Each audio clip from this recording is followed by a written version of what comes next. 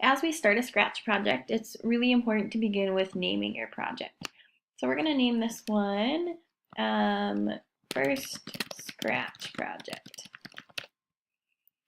Then our next spot is you'll see that this cat here is kind of the platform of Scratch. We call this Scratchy Cat. In the middle here are all of our blocks that we can drag and drop onto the screen. Over here is where we store our blocks. So to start here, we usually choose a character. So Scratchy Cat is always the character that is shown here.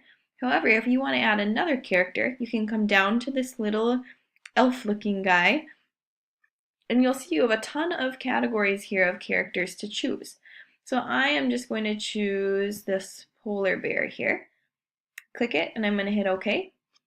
And now you'll see we have two characters on our screen, and we can move these where we want.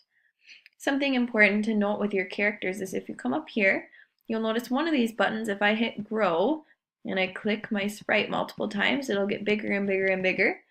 Right next to grow, if I hit shrink, my sprite will get smaller and smaller and smaller.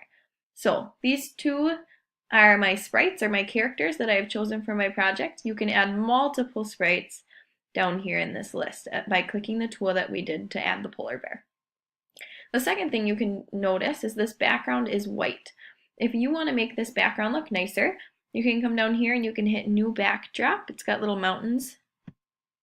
And then again, just like the polar bear and adding a new character or a sprite, you'll see there's many options here for what you want to choose. For the sake of our introduction, I'm going to come down here and choose XY grid and hit OK. Now you will notice our background is filled with an XY coordinate grid. So if somebody was looking at our project right now, this is the full screen button. This is what they would see.